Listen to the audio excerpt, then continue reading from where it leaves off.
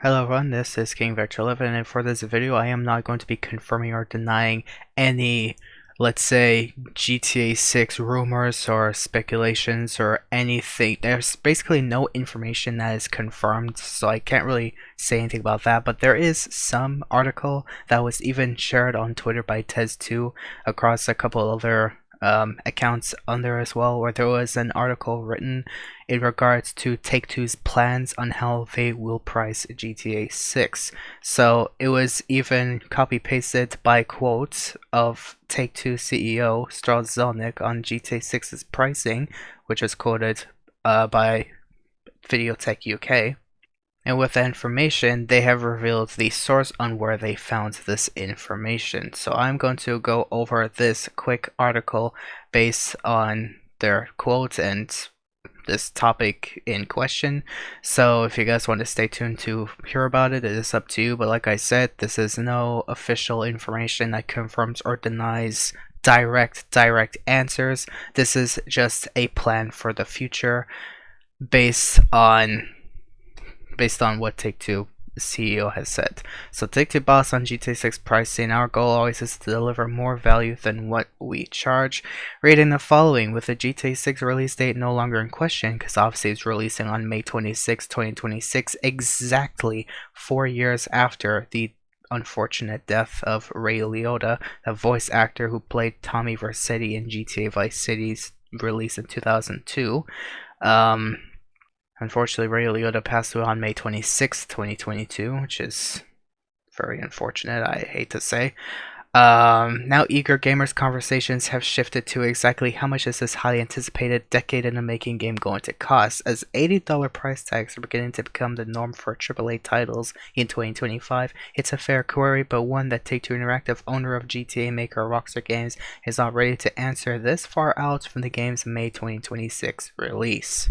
And that's assuming the game does not go through another delay, assuming, anything can happen between now and then.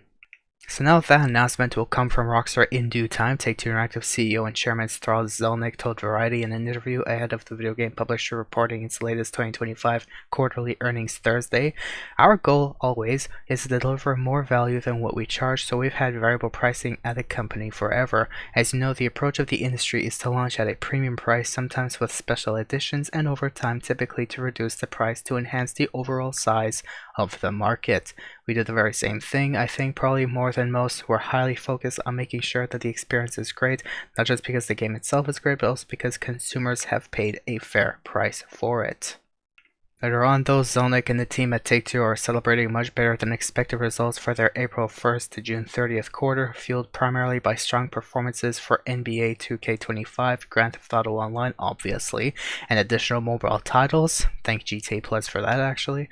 The company is also projecting solid results for Friday's launch of Mafia: The Old Country and the upcoming releases of Borderlands 4 and NBA 2K26.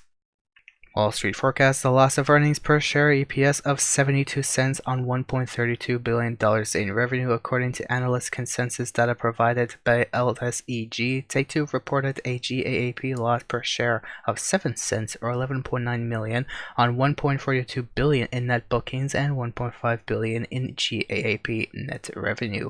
Originally, Take-Two had forecast net bookings for the quarter, which makes its first quarter of fiscal 2026 to be between $1.25 billion and $1.3 billion, with a GAAP loss per share between 78 cents and 65 cents, which is a loss between $139 million and $115 million.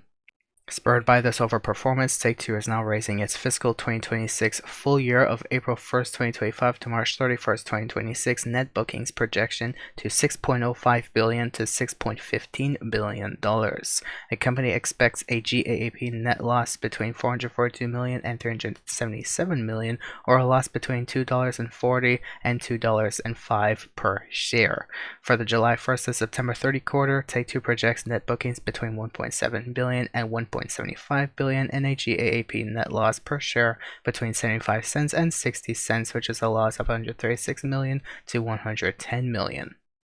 In the end, though, I am not sure if Take-Two Interactive is going to base the final projected price tag of GTA 6 based on their overall quarterly earnings that they have expected in comparison between what they expect and what they actually do get.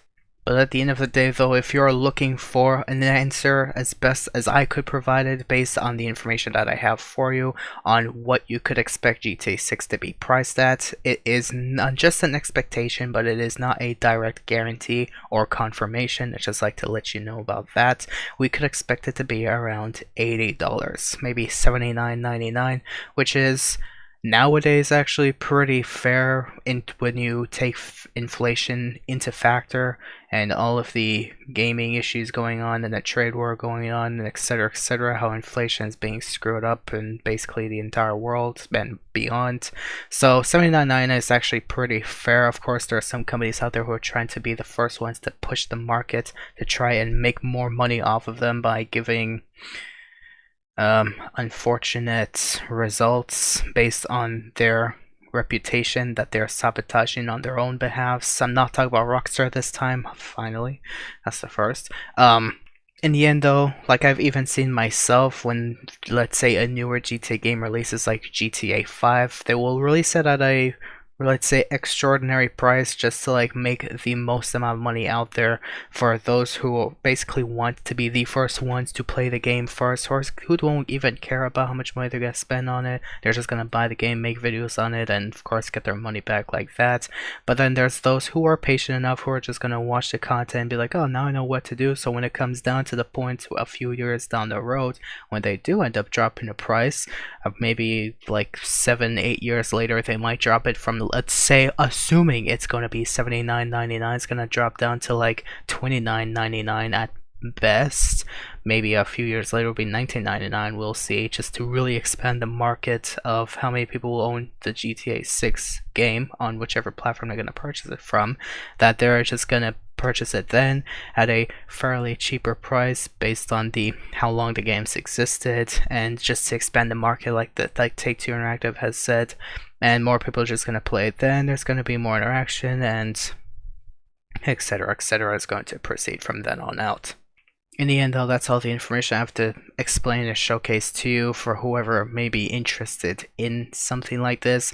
But like I like to say at the beginning, in the middle of the video, and I'll say once again, this is nothing that is confirmed. This is just minimal speculation based on the news sources that I've heard about, that I've found out about lately, that I'd like to showcase to you on my channel. So if you guys did find as informative in any way, shape, as best as I have received the information, if you did enjoy, like, subscribe. The support never forced was appreciated, and of course, thank you guys for watching, and have yourselves a good day.